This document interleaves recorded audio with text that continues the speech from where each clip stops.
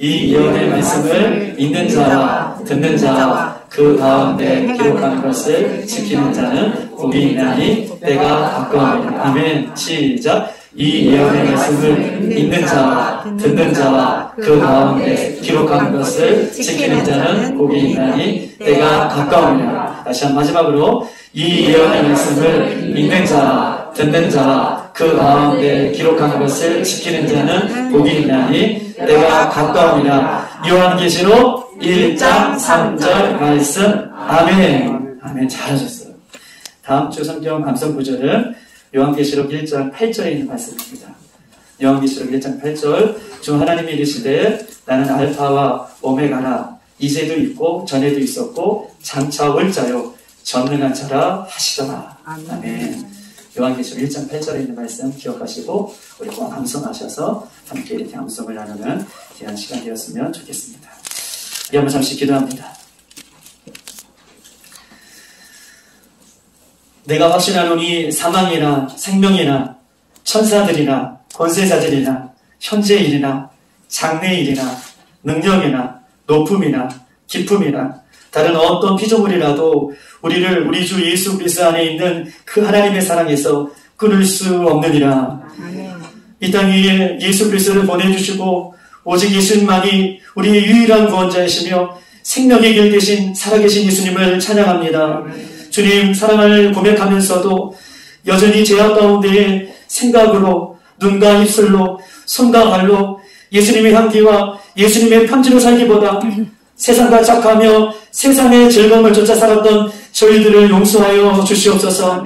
마라나타 주님 다시 오심을 사모하면서도 노아의 시대의 백성들처럼 하나님의 말씀이 우리 귀에 들려지면서도 여전히 자기의 소견에 오른 대로 살면서 하나님의 말씀에 순종하지 않고 기도하지 않으며 내 삶에 내가 주인 됐던 모든 것들을 주님 이 시간 회개하오니 우리 죄가 주음같이 붉을지라도 이 시간 예수님의 보혈로 눈과 같이 이어지는 역사가 일어날 수 있도록 인도하여 주시옵소서. 그에게 아까운 열매를 맺게 하여 주시고 이 마지막 때에 하나님의 기쁨으로 살아가는 저희들 될 수 있도록 주님 인도하여 주시옵소서. 하나님 특별히 사랑하는 몸된 교회를 하나님께서 사랑하여 주시고 지금까지 예배에서 하나님께서 지키시고 앞으로도 이 교회를 통하여 일하시고 역사하신 주님을 찬양합니다. 하나님 이 시대를 분별하여 하나님 나아가는 우리 교회가 될 수 있도록 인도하여 주시옵소서. 제약이 없을 시대에 흘러가는 믿음 없는 성도들이 되지 않게 하여 주시고 신부가 신랑을 위해 기름을 준비하며 기다리는 것처럼 신랑 되신 예수님을 더욱더 사모하며 이 땅 가운데 승리하는 모든 성도들이 될 수 있도록 인도하여 주시옵소서. 주님을 사모하는 마음으로 기회가 있을 때에 날마다 예배하며 성령의 충만함으로 기도의 자리를 지켜나가는 우리들 될 수 있도록 인도하여 주시옵소서. 살아계신 하나님, 사랑하는 가정들을 기억해 주시고 사랑하는 사업장들을 주님께서 기억해 주시고 우리가 이 땅에 살지만 사업장과 가정들과 하나님 믿음의 공동체들이 날마다 주님을 닮아가며 주님께서 허락하신 모든 것들을 주님 앞에 영광이 되어지는 모든 것들이 될 수 있도록 주님 인도하여 주시옵소서. 사건과 사고가 많은 이 세상 속에서 저희들 한 사람 한 사람을 불꽃 같은 능력으로 지켜주셨고 매일매일 저희들에게 영적인 만나와 매출하기를 먹여주신 하나님의 은혜에 감사하여서 하나님 10의 1조금을 드리며 감사헌금을 드리고 성경헌금을 드리고 주의헌금을 주님 앞에 드리며 여러가지 목적 헌금을 드릴 때에 주님께서 이 예물을 사용하여 주시고 거룩한 하나님의 나라에 귀하게 쓰임받는 예물이 될 수 있도록 축복하여 주시옵소서. 하나님 사랑하는 주의 몸된 교회 성도들이 작년보다 더 많은 감사로 인도하여 주시고 어려운 시기들을 오직 믿음으로 예수님을 붙드는 그 마음으로 승리할 수 있도록 인도하여 주시옵소서. 육체의 질병은 이 시간 예수 이름으로 명할 때에 치유될지어다. 시험의 문은 이 시간 예수님의 이름으로 열릴지어다. 가정의 문제는 이 시간 예수님의 이름으로 해결될지어다. 자녀를 놓고 기도하는 성도들에게 태문이 열릴지어다. 주님 이 시간 다 구하지 못한 것들 주님께서 하시오니 주님의 때에 주님의 선한 방법으로 응답하여 주시고 날마다 하나님 앞에 드릴 것 많은 믿음으로 나아갈 수 있는 우리들이 될 수 있도록 인도하여 주시옵소서. 감사를 드리오며 우리 주 예수님의 이름으로 감사하며 간절히 기도드리옵나이다. 아멘. 오늘 하나님의 말씀을 보시겠습니다. 우리 마태복음 26장에 있는 말씀입니다.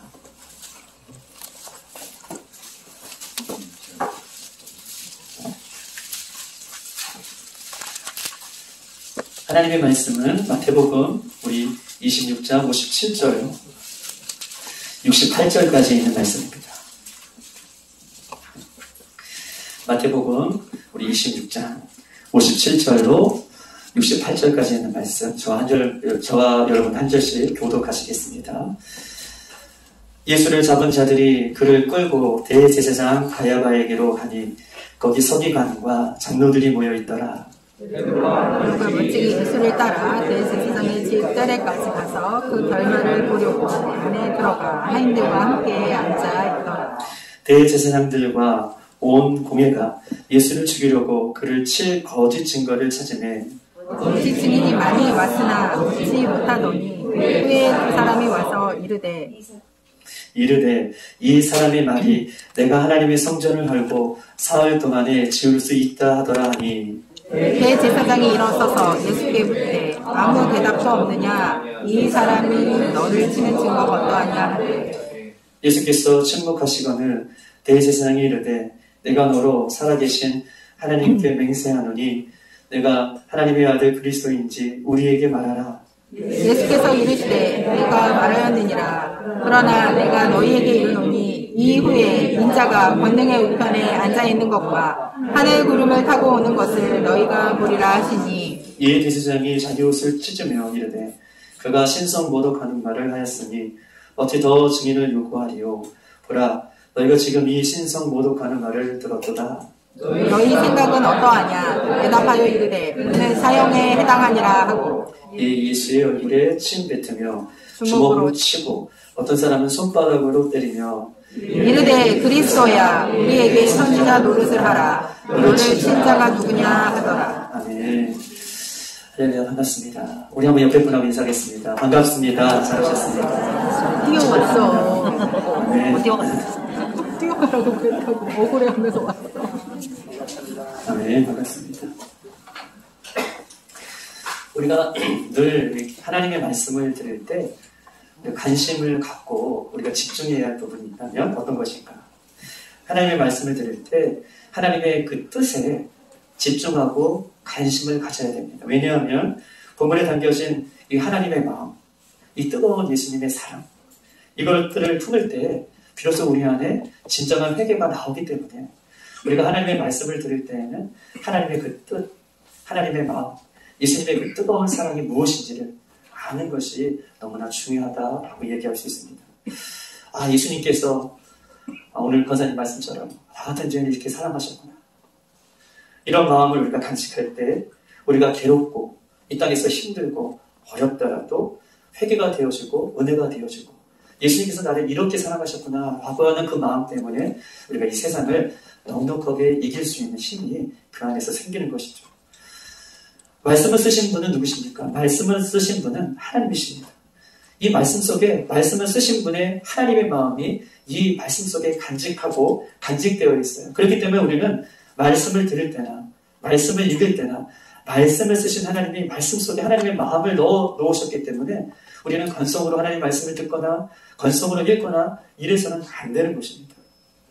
말씀을 들을 때 그 말씀을 통해서 내 자신을 비춰볼 수 있는 사람은, 말씀을 통해서 그 말씀 속에 내 자신을 비춰볼 수 있는 사람은 그 순간 말씀 속에 계신 하나님을 인격적으로 만나는 시간이 되는 것이죠. 얼마나 복된 시간이 되는지 모릅니다. 오늘도 하나님께서 우리에게 성령께서 이 말씀을 통해서 나의 심령에 말씀의 거울로 나를 비춰보실 때에 그 말씀 속에 내가 있으므로 내가 하나님과 인격적인 만남이 오늘 이 말씀을 통해서 예배를 통해서 회복되어지는 저와 여러분 되시기를 주님의 이름으로 축복합니다. 오늘 본문은요, 예수님께서 이제 십자가에 돌아가시기 전에 오늘 재판장, 이 재판을 받는 장면입니다. 그러나 예수님은 이 재판을 받을 때 두 번의 재판을 받아요. 하나는 오늘 유대인의 살해드린 공회에 끌려가서 유대인들에게 재판을 받고, 또 한 번은 재판은 이방인 로마인에게 가서 재판을 받는 예수님의 이 두 번의 재판이 있는데, 오늘 마태복음 26장은 예수님께서 유대인의 재판장에 가서 재판을 받는 첫 번째 재판을 받는 그런 이야기가 오늘 본문에 나와 있습니다. 성경에는 수많이 우리들에게 좋은 말씀들을 많이 해주시지만, 그러나 성경은 이런 말씀을 많이 하십니다. 비판을 받지 아니하려거든 비판하지 말아라. 비판을 받지 아니하려거든 비판하지 말라라고 하는 말씀이 있습니다. 그런데 가만히 생각해 보면 영적인 사람이 육적인 사람을 비판하는 것이 아니라 육적인 사람이 영적인 사람의 신앙을 비판하고 막을 때가 더 많다라고 얘기하는 것이죠. 기도하지 않은 사람이 기도하는 사람을 미워하고 시기하고, 자기의 죄를 회개하지 않는 사람이 겸손하게 날마다 자기의 죄를 회개하는 사람을 시기하고 미워하는 것. 그런데 이런 현상은 이상한 일이 아니에요. 성경은 갈라디아 4장 29절에 이렇게 써 있습니다. 그러나 그때에 육체를 따라 난 자가 성령을 따라 난 자를 박해하는 것 같이 이제도 그러하도다. 육체를 따라 난 자가 성령을 따라 난 자를 박해하는 것 같이 이제도 그러하도다. 육체를 따라 난 자가 성령을 따라 난 자를 시기하고 박해하는 것이, 이것이 성경에 가르치시는 어떻게 보면 영적인 원리임을 이야기하고 있어요. 오히려 성령 충만한 사람은요, 은혜가 충만한 사람은, 하나님 말씀 가운데 충만한 사람은 오히려 믿지 않는 사람이, 세상의 육적인 사람이 나를 박해하고 핍박하고 어려움을 주더라도 성령이 충만한 사람, 영적인 사람은 그 사람들을 오히려 사랑하고 이해하고 권면하고 더 품어주는데, 오히려 육적인 사람은 영적인 사람을 그렇게 핍박하고 어렵게 하는 것, 이것이 세상에 잊히고 성경이 가르치는 원리다라고 이야기하고 있는 것입니다.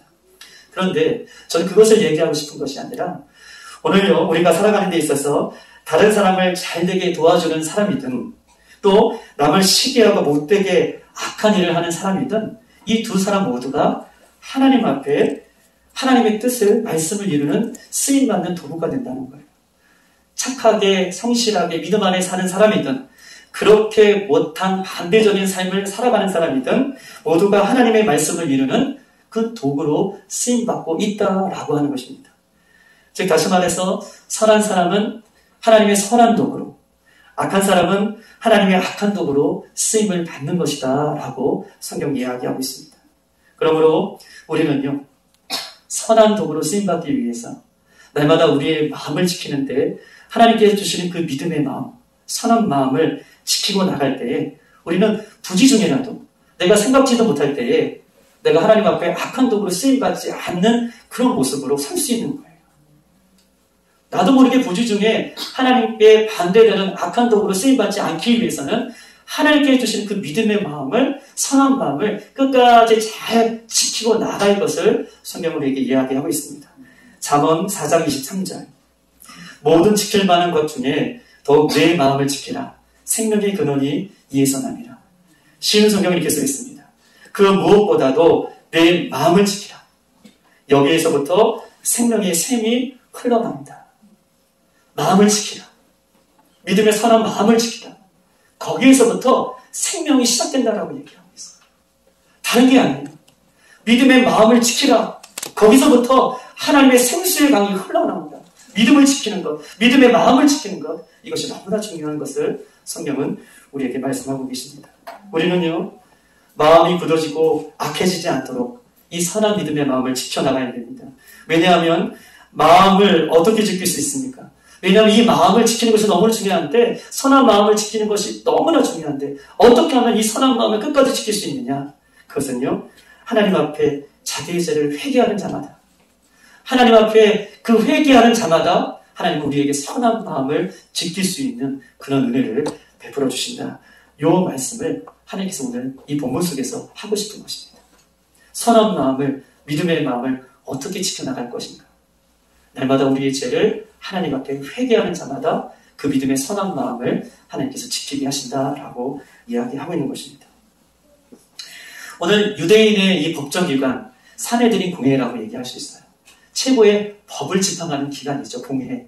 공회의 위원들은 대부분 이렇게 구성되어 있습니다. 오늘 대제사장 가야바가 있고요. 서기관, 율법을 기록하는 서기관들이 있어요. 율법을 가리키고 기록하는. 그러면 그 다음에 사람은 장로들, 공회의원들이 이 사내들의 의원의 공식적인 구성 멤버예요. 대제사장, 서기관, 장로들, 공회의원들. 그런데 오늘 이 최고의 권력기관이고 최고의 이 재판을 이루는 이 기관에서 예수님의 죄가 예수님의 하나님의 아들인가 하나님의 아들이 아닌가를 묻는, 정의롭게 묻는 이 재판을 하는 것이 아니라 이미 하나님을 죽이려는, 예수님을 죽이려는 이 결정적인 모든 것을 다 완벽하게 준비해놓고 표적 수사를 하고 있는 장면이 오늘 본문의 장면인 거예요. 아, 예수님이 하나님의 아들이냐, 하나님의 아들이 아니냐, 이것을 묻는 것이 아니라 예수님을 이미 죽이기로 결정해놓고 예수님을 침문하는 장면이 오늘 본문의 장면입니다. 그 증거로 우리 한번 3절과 4절을 한번 읽어보십시다. 오늘 26장 3절과 4절. 다시 한번 읽어보겠습니다. 시작. 그때 대제사장들과 대성의 장로들이 가야바라 하는 대제사장의 관정에 모여 예수를 흉기로 잡아 죽이려고 논하되, 지금 예수님께서 잡히시기 전에 이미 관정에 대제사장들과 많은 사람들이 모여 예수님을 잡아 죽이려고 의논하고 지금 마쳤다는 거예요. 이미 예수님을 죽이기로 결정해놓고 예수님을 지금 잡아들이는 이 모습을 성경은 우리에게 이야기하고 있습니다. 당시 이스라엘은요, 로마가 통치하고 있어요. 이 대제사장이라는 직분은요, 한번 들어보세요. 대제사장이라는 직분은 유대인들이, 이스라엘 백성들이 투표를 해서 대제사장직을 선정하고 그 대제사장직을 누구에게 뽑아줘야 되는데, 이 당시는 로마가 이스라엘을 집권하고 있는 당시여서 로마의 총독이, 로마의 사람이 대제사장의 직무를 감당할 수 있도록 누구 한 사람을 뽑았는데 그 사람이 가야만 하는 거예요. 이해되셨죠? 로마가 집권하고 있는 이 이스라엘 땅에 이스라엘 민족들이 뽑은 대제사장이 아니라 로마인들이, 로마 사람들이 뽑은 그 사람이 가야바가 대제사장의 직무를 감당하는데 무려 18년 동안이나 감당합니다. 18년 동안이나 이 로마인과 이 유대인 사이에 얼마나 재빠르게 판단을 하고 때로는 이간질도 하고 때로는 응원도 하면서 이 18년 동안 이 자리를 지켰던 이 대제사장이 가야바고, 이 대제사장은 그 자리를 지키기 위한 정치적인 인물이다라고 그렇게 이야기할 수 있습니다. 여러분, 대제사장이라는 직분은 어떤 직분입니까? 하나님과 사람 사이에 종교적인 제사를 통하여서 그 중보적인 역할을 감당하는 것이 대제사장의 직분이에요. 그럼에도 불구하고 이 대제사장 가야바는 로마인과 유대인 사이에 자신의 인기를 누리며 그 자리를 지키기 위해서 때로는 이간질도 하고 때로는 사람들을 협박하기도 하고, 그런 그 대제사장 가야바가 예수님이 등장하여서 하나님의 아들이다 라고 하는 그 예수님은 눈에 가시밭처럼 느껴졌을 거예요. 그리고 예수님을 인정하지 않고 폭동으로 그렇게 간수해버립니다. 서기관들과 장로들과 공의원들은 어떻습니까? 서기관들은요, 하나님의 율법의 말씀을 누구보다 잘 지키는 사람이에요. 서기관은 하나님의 말씀을 잘 지키고 율법을 잘 지키고 율법을 기록하는 모범적인 사람이죠. 그런데요, 자신의 권력과 세상의 욕심에 빠져서 율법의 완성이신 예수님을 오히려 메시아를 알아보지 못하는 그런 모습으로 오늘 본문은 우리에게 이야기하고 있습니다. 이들은요, 외적인 모습은 하나님을 누구보다 잘 섬기는 사람의 모습을 갖고 있지만 겉모습은 하나님을 누구보다 잘 섬기는 그런 모습이 그들 가운데 있었지만 실상은 하나님을 섬기는 사람이 아니라 실상은 세상을 섬기는 사람의 모습을 지금 띠고 있는 것입니다. 이런 세상의 종교인들은 예수님이 하나님의 아들, 구원자이자 메시아, 그가 하나님의 아들인지 아닌지 가르는 이 신성한 법적인 것 가운데에 전혀 그런 것들을 알아보지 못하고 알아보지 않고 예수님을 오직 죽이려고 하는 그 목적 하나로 지금 법정을 지금 이야기하고 있는 것이죠. 우리 한번 59절을 한번 다 같이 한번 읽어보십시다. 오늘 본문의 59절. 다 같이 시작. 대제사장들과 온 공회가 예수를 죽이려고 그를 칠 거짓 증거를 찾으매. 아멘. 법적인 최고의 기관에서 좋은 정의로운 증거를 찾아내는 것이 아니라 오늘 59절에 보니까 무슨 증거를 찾아요? 맞아요. 최고의 법적인 기관에서 정의롭고 바른 옳은 증거가 아니라 거짓 증거를 찾는다. 오직 예수님을 죽이려고 하는 그 목적 외에는 없는 것입니다. 이 모임은요, 가장 거룩하고 정의로운 모임이었으나 실상은 예수님의 아들을 죽이려고 하는 사단의 모임을 성경은 이 단편적으로 이 모임 속에서 우리에게 영적인 모습을, 영적인 교훈을 이야기하고 있는 것입니다. 사단은요, 가장 공식력이 있는 모임을 통해서 백성들의 마음을 안정시키고 하나님의 아들인 예수님을 죽이는 일로 사단은 그 계략을 짜고 있는 것이죠. 이런 현상은요, 오늘날에도 마찬가지입니다. 마지막 때에는 가장 공식력이 있는 단체, 마지막 때에는 가장 공식력이 있는 종교, 마지막 때에는 가장 공식력인 인물, 가장 공식력인 나라, 가장 공식력인 이 극우를 통해서 사람들의 마음을 안정시키고 예수 그리스도가 반대되는 일을 하면서 우리 모든 사람을 지옥으로 끌고 가는 것이 이 사단의 전략이다라고 얘기할 수 있어요. 제가 하는 말을 아시는 분은 아실 것입니다. 그러므로 로마서 13장 2절에 이렇게 써 있습니다. 너희는 이 세대를 본받지 말고 오직 마음을 새롭게 함으로 변화를 받아 하나님이 선하시고 기뻐하시고 온전하신 뜻이 무엇인지 분별하도록 하라. 너희는 이 세대를 본받지 말고 마음을 새롭게 하여 변화를 받아 하나님이 무엇이 하나님의 뜻인지 무엇이 하나님의 뜻이 아닌지 그것을 분별하도록 하라 라고 말씀해 주십니다. 아멘. 이 땅에 속한 거짓 제사장 가야바는 하늘에 속한 참 대신 제사장이신 예수님을 죽이는 일을 합니다. 율법의 전문가 거짓 선지자 장로들은 율법의 완성이신 예수님을 죽이는 일을 합니다. 심판을 받아야 할 수많은 죄인들은 오히려 심판자이신 예수님을 죽이는 모습으로 오늘 본문은 우리에게 이야기했어요. 거꾸로 되었어요. 이런 현상은요, 세상의 현상은 아주 극히 정상적인 현상이라고 세상은 이야기하고 있죠.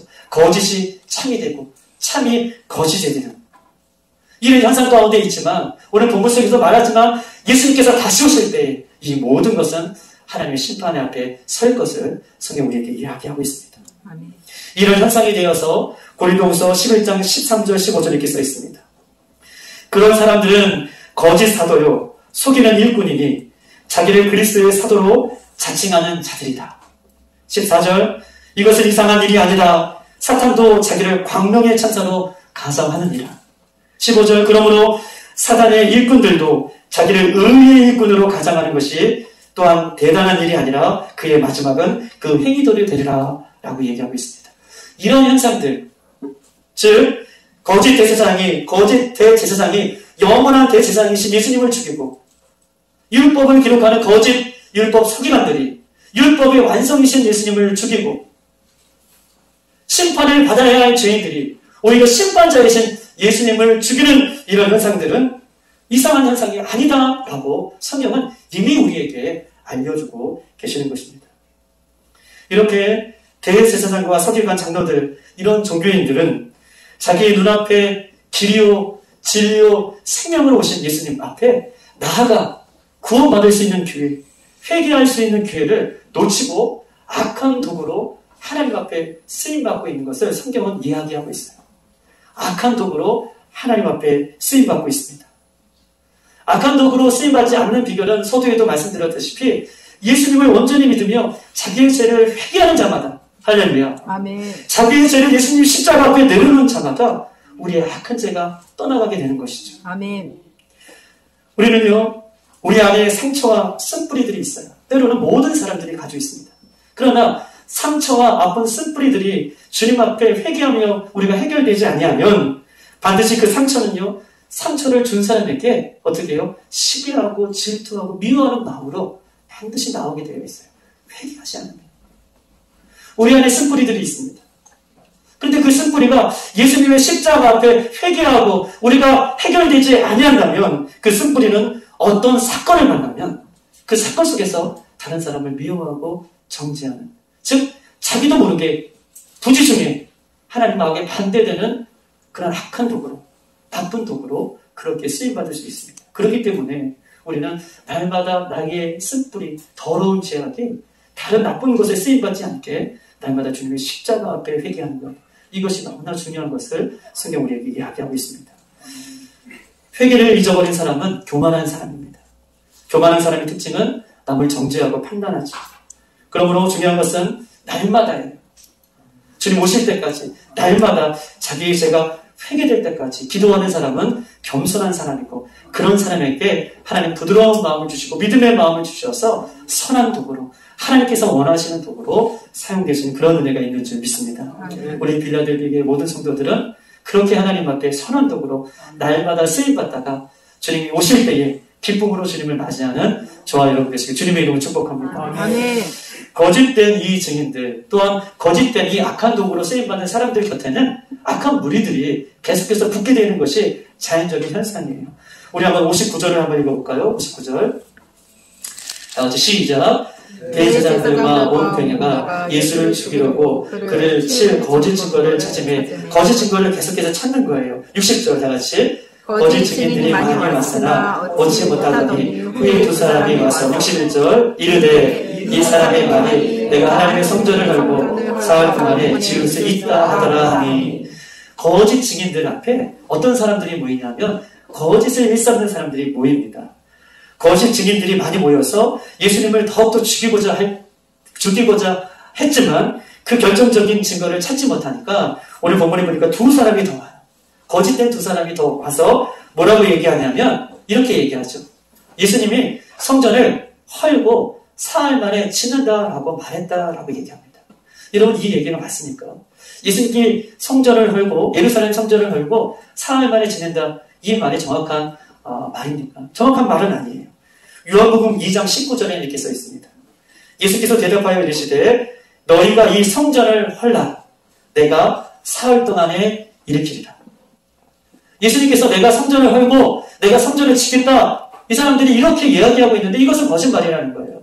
예수님은 너희가 성전을 헐면 내가 3일 만에 이 성전을 일으키겠다 라고 하는 말씀을 하셨지 내가 성전을 헐고 성전을 지켰다 이런 말은 예수님이 하시도 않았음에도 불구하고 이들은 이 거짓된 모습으로 예수님을 죽이고자 계속해서 나아가고 있는 것입니다. 여러분 한번 사실 보세요. 예수님이 이 땅에 오셔서 공생애를 지나고 예수님께서 3년 동안 수많은 일을 감당하셨죠.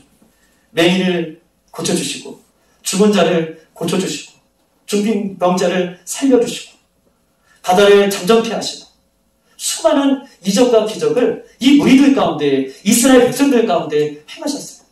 누가 봐도 죽은 사람이 살아나고 아픈 사람이 케어되고 아픈 사람이 낫게 되고 모든 이런 기적 하나만 봤더라도 예수님이 하나님의 아들이신구나 우리 분명히 알 수 있음에도 불구하고 느낄 수가 있음에도 불구하고 그 예수님이 이 땅에 오셔서 직접 그들이 눈으로 보고 직접 그들이 예수님의 말씀을 귀로 들었음에도 불구하고 이들은 그 오신 예수님을 믿지 않고 오히려 예수님을 죽이려고 하는 그 모습을 계속해서 성경은 안타까운 모습으로 이야기하고 있는 거예요.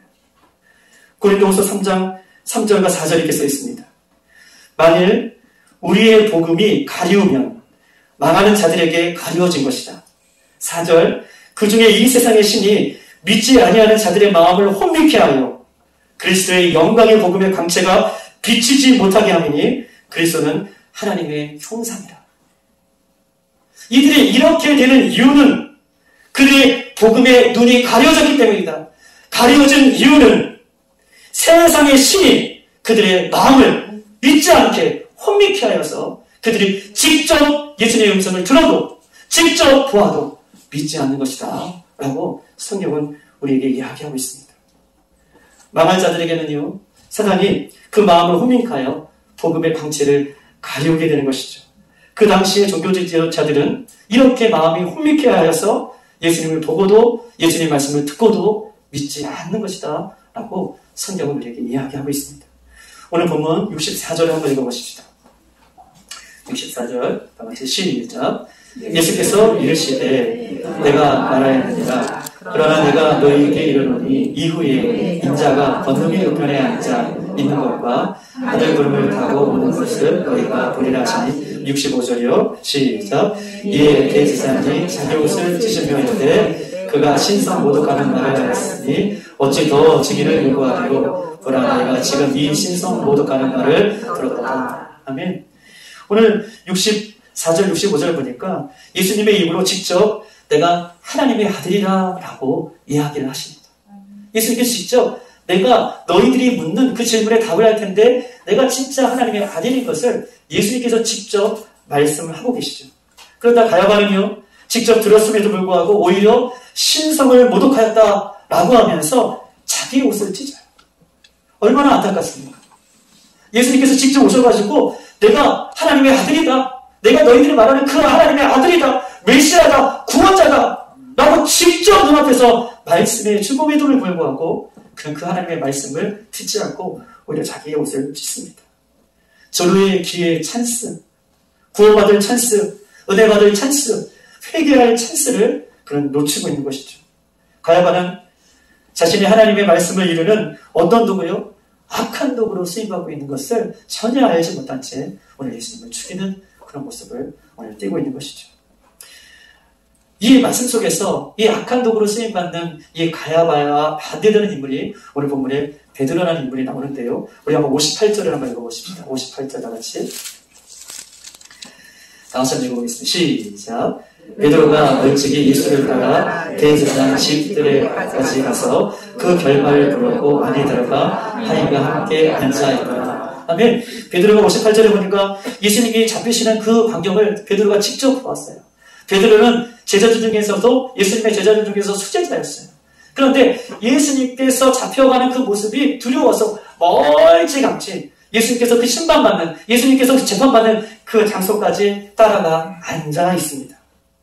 베드로는요, 두려웠지만 예수님을 사랑하는 마음이 조금이라도 있고 걱정하는 마음이 있기 때문에 그 자리까지 갔어요. 그러나 이런 베드로의 행동은요, 하나님 편에서 보면 하나님의 뜻을 이루고자 하는 그 말씀의 뜻이 있는 거예요. 베드로가 두려워서, 보세요. 베드로가 두려워서 또 사랑해서 예수님을 쫓아간 것 같지만 하나님은요, 우리에게 우연이 없어요. 베드로가 이렇게 한 행동도 하나님의 뜻을, 말씀의 뜻을 이루려고 하는 것인데 하나님께서 베드로에게 십자가에 죽기 전에 뭐라고 말씀하십니까? 너가 나를 몇 번? 다굴기 전에? 3번 부인하리라.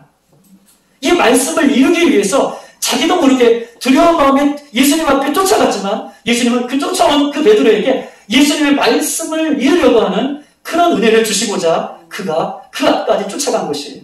우리 한번 75절을 한번 읽어보십시다. 75절. 다 같이 시작. 이에 베드로가 예수의 말씀에 닭이 울기 전에 내가 3번 나를 부인하라 하심이 생각나서 밖에 나가서 심히 통곡합니다. 아멘. 베드로가 예수님 돌아가신 그것을 보려고 지금 두려움 때문에 멀리까지 따라갔지만 그의 행동이 우연히 한 행동이 아니라 예수님의 말씀을 이루기 위한 선한 도구로 하나님 쓰임받는 거예요. 그 예수님의 말씀이 깨달아지는 순간 이 베드로가 어떻게 했습니까? 심한 통곡을 했다. 밖에 나갔어. 울었다. 즉 회개했다라고 하는 말씀이에요. 물론 요한복음 21장에 가서 그가 진정한 회개를 하지만 이 말씀이 깨달아지는 순간 베드로는 심히 통곡하면서 하나님 앞에 나아간 것입니다. 회개한 것입니다. 그래서 그의 인생이 다시 한번 하나님 앞에 선한 도구로 쓰임받는 그 모습을 성경 우리에게 이야기하고 있어요. 우리에게 일어나는 일은 결코 우연히 일어나지 않습니다. 하나님의 다 계획과 섭리 가운데 그 일들은 일어납니다. 중요한 것은 이 마지막 때에 우리 빌라델비아의 모든 성도들이 하나님의 선한 속으로 쓰임받게 되기 위해서는 날마다 자기 자신이 내 마음이 굳어지지 않고 회개하는 마음, 주의 말씀이 들려졌을 때에, 지금 내 말씀에 하나님 앞에 들려졌을 때에, 내가 하나님 말씀 앞에 섰을 때에 그때가 교회인지 알고 날마다 하나님의 말씀 가운데 내 마음을 가로없는 저와 여러분의 삶이 되기를 주님의 이름으로 축복합니다. 회개하지 않는 마음을 갖고 있다면 날마다 우리가 부지중에 악한 도구로 이렇게 쓰임받게 되는 것이죠. 요한일서 4장 2절 3절에 이렇게 써 있습니다. 요한일서 4장. 이로써 너희가 하나님의 영을 알지니 곧 예수 그리스도께서 육체에 오신 것을 시인하는 영마다 하나님께 속한 영이요 예수를 시인하지 않는 영마다 하나님께 속한 것이 아니니 이것이 적 그리스도의 영이라.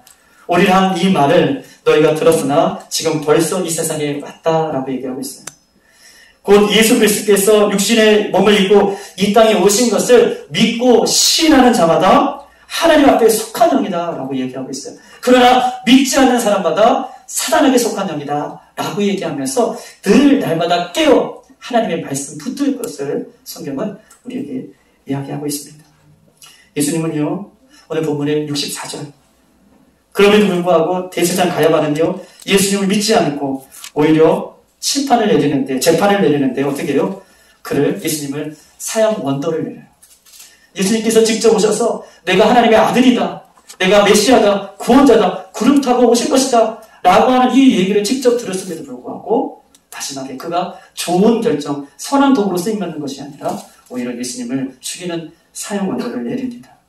제가 여러분에게 한번 질문해 볼게요. 예수님이 내 죄를 위하여 십자가에 죽으셨다는 사실을 여러분 믿으십니까? 예수님께서 내 죄를 위하여 십자가에 죽으신 사실을 여러분 믿으십니까? 내 죄를 위하여 십자가에 죽으신 예수님을 여러분 믿으십니까? 이 믿는 자마다 마지막 때에 다 영생의 부활로 구원받을 줄 믿습니다. 대제사장은요, 가야바의 이 대제사장 가야바는 사형 선고를 내린 이후에 하나님을 믿지 않는 사람들이 쫓아왔어요. 사형 선고를 땅땅땅 내리고 많은 사람들이 쫓아와서 오히려 예수님 앞에 어떻게 행동하냐 하면 예수님의 얼굴에 침을 뱉고 예수님을 주먹으로 때리고 예수님을 손바닥으로 치죠. 그 많은 사람들이 가야바 앞에서 예수님이 하나님의 아들인 것을 이야기하는 이야기들을 아마 소송원에서 들었을 거예요. 그런데 예수님을 믿지 않는 사람들은 오히려 그 말을 듣고 예수님을 얼굴에 침을 뱉고 주먹으로 때리고 손바닥으로 때리는. 이때요, 우리가 베드로 같은 혈기 있는 사람이었다면 아마 같이 욕을 하고 혈과 욕으로 칼로 맞대응했을 거예요. 그런데 그렇게 했을 때는 우리의 마음에 속 시원하게 그렇게 느껴질 수 있지만, 그러나 하나님의 말씀을 이루는 삶은 아닙니다. 악한 도구로 그 순간 자기의 혈기 때문에 사용되어지는 것이죠. 하나님께서는 이렇게 이야기하고 있어요. 이사야 53장. 하나님께서 이미 이사야 선지자를 통해서 예수님이 사람들로부터 온갖 멸시와 간구, 버림을 당할 때에 도수장에 끌려가는 잠잠한 양같이 입을 열지 않고 끌려갈 것이다. 예수님은요, 어떤 분이세요? 하나님의 아들이시잖아요. 그렇게 재판을 하고 때리고 침뱉고 욕하는 그들에게 천군 천사를 내리셔서 한 번에 모든 사람을 심판하실 수 있는 그런 분이심에도 불구하고 예수님 그를 끝까지 사랑하시고 십자가를 지시는 것은 세상의 방법이 아니라 그까지 하나님의 방법으로 이 세상을 승리할 것을 우리에게 이야기하고 있는 것입니다. 우리는요, 부지 중에 우리가 깨어있지 아니하면, 말씀 가운데 서지 아니하면, 부지 중에 우리의 혈기로, 우리의 마음으로, 우리의 생각으로 다른 사람도 죽이고 나도 죽는 그런 일을 할 수 있음을 성경께서 우리에게 경고하시면서 마지막 때까지 그 예수님의 사랑의 마음을 품고 살아가기를 오늘도 하나님께서 우리에게 요구하고 있는 것입니다. 아멘. 어떤 사건을 만날 때 자신의 혈과 육을 죽이고 어떤 사건을 만날 때 자기를 부인하지 아니하면 생각하세요. 나도 부지 중에 악한 도구가 될 수 있다. 예수님은요, 모든 사람이 선한 도구로 쓰임받기를 원하시고 그렇게 예수님은 아낌없이 우리를 위해서 사랑하셨고 희생의 제물이 되어주셨습니다. 오늘도 이 마지막 때에 세상은 우리를 공격하더라도 우리가 세상을 향해 기도하며 승리하는 저와 여러분 되시길 주님의 이름으로 축복합니다. 오늘 말씀을 맺겠습니다. 예수님은요, 언제나 겸손한 마음을 우리에게 갖기를 원하시죠. 예수님은 언제나 우리의 믿음의 마음을 갖기를 원하십니다. 예수님은 언제나 우리가 회개하는 삶을 살기를 원하십니다.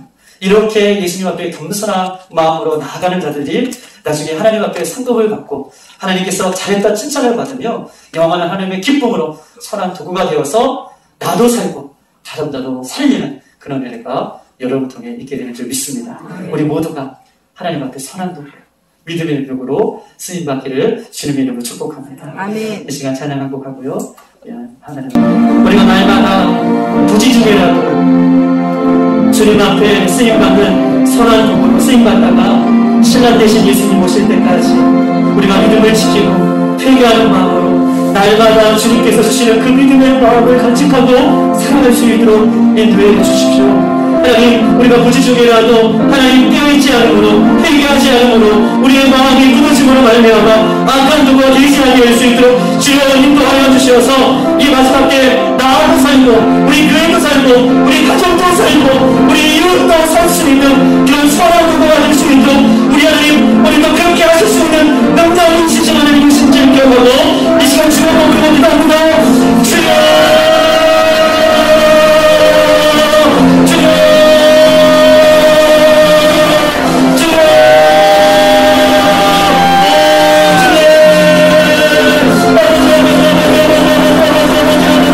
주님, 그렇습니다. 하나님, 어쩌게 아버지 예수님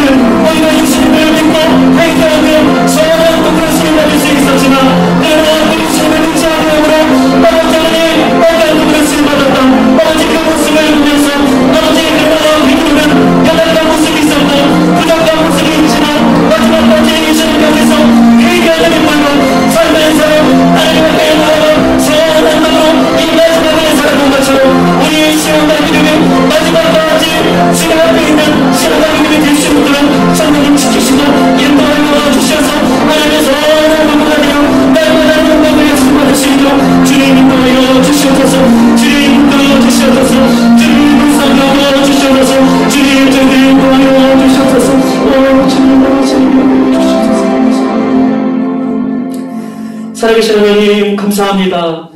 예수님께서 이 땅에 오셔서 내가 하나님의 아들인 것을 증거함에도 불구하고 대제사장들과 서기관들과 장로들과 공회원들은 예수님을 믿고 회개하여 악한 도구에서 선한 도구로 쓰임받을 수 있는 기회를 날려버렸지만 베드로는 예수님을 부인하고 예수님을 3번이나 부인하며 멀리 떨어져갔지만 그럼에도 불구하고 마지막에 회개하는 인생이 되어 하나님 앞에 선한 도구로 쓰임받았던 것처럼 하나님 우리가 날마다 하나님의 말씀을 보고 읽고 그 가운데로 행할 때에 우리가 날마다 회개함으로 하나님 앞에 선한 도구가 되어 하나님 앞에 잘했다 칭찬받을 수 있는 우리 모습이 될 수 있도록 성령님 지켜주시옵소서.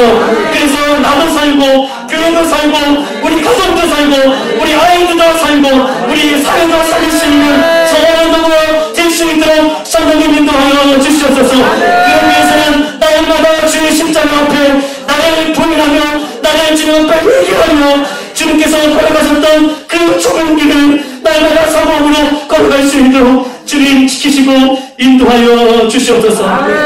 지금은 우리를 구원해 주시는 예수님의 은혜와 하나님 아버지의 거룩하신 사랑과 날마다 우리를 승리케 하시고 우리와 동행해 주시는 성령님의 교통하신 역사가 오늘 말씀을 받고 주님 다시 오실 때까지 주님의 선한 도구로 쓰임받다가 주님의 사랑 열매 가득 안고 살아가기를 소원하며 돌아가는 사랑하는 성도들 머리머리 위에와 교회와 가정과 사업장과 조국 대한민국과 선교사님들과 우리 다음 세대 우리 아이들에게 지금으로부터 영원토록 함께 있을지어다. 아멘. 아멘.